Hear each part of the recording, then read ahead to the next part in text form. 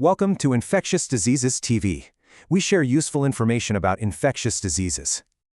You know, every flu season, we hear about the two main players, right? Influenza A and Influenza B. And for years, there's been this idea floating around that, hey, if you're gonna get sick, you'd much rather have flu B because it's just the milder one. But is that actually true?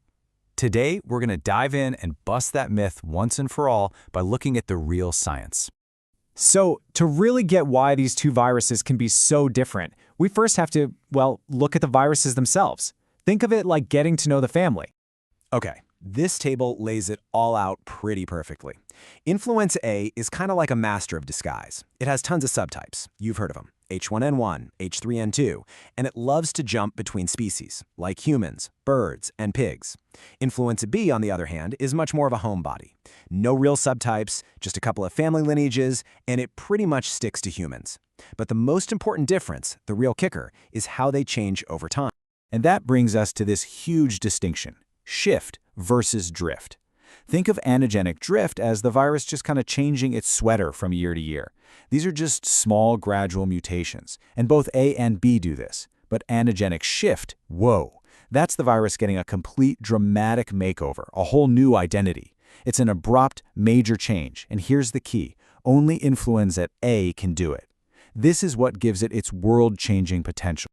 So we've got these genetic differences, but what does that actually mean for us in the real world? How does this play out in actual outbreaks? Well, when you look at history, the power of that antigenic shift becomes crystal clear.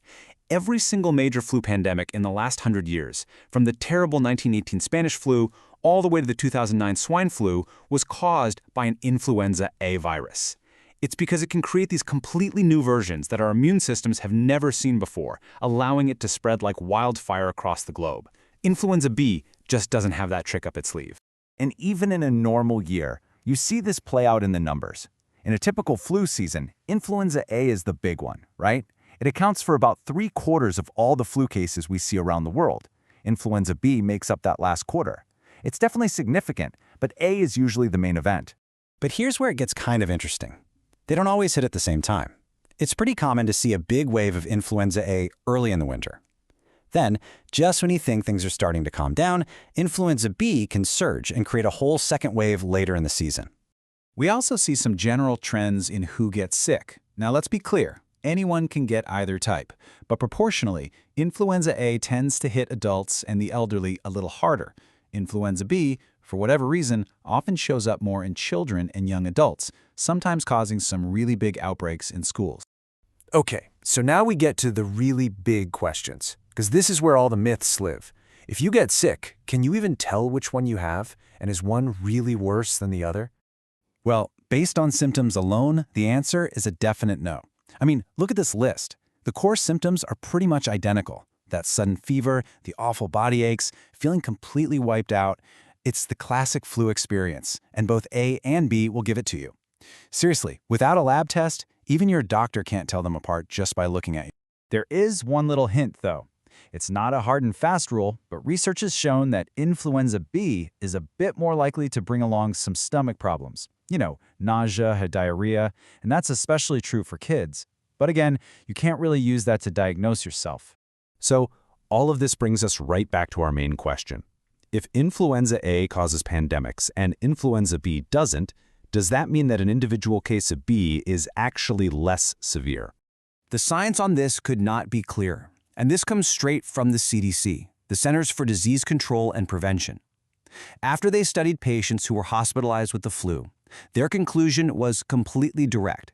You should not consider influenza B to be less severe. And honestly, these numbers are pretty striking. When you look at the data for adults who are sick enough to be in the hospital, the severity is the same. The rate of people needing to go to the ICU, and even the mortality rate in the hospital, it's statistically identical, whether they had flu A or flu B. The bottom line, once you're that sick, it doesn't matter which one you have. It's serious. So, what do we do with this information? How does this change our game plan for prevention and treatment? If they can both be this bad, do we need to fight them differently? Thankfully, the answer is no, we don't. Our best defense, the annual flu shot, is designed to be this unified shield. The modern vaccine is called quadrivalent, which is just a fancy way of saying it protects you against 4 different viruses, 2 from the A family and 2 from the B family, all in one shot. And if you do get sick, our treatments work on both too. You've probably heard of Tamiflu, right? Well, it's effective against both influenza A and influenza B. That whole myth that these drugs only work on type A is just completely false. They are a critical tool for making you less sick, no matter which type you have. So our action plan is really simple, and it's unified. First, get your annual shot. Second, do the basics. Wash your hands, cover your cough. Third, if you get sick, seek treatment early, especially within that first 48 hours. And finally, stay home, rest up, and stop the spread. This plan works no matter which flu is making the round.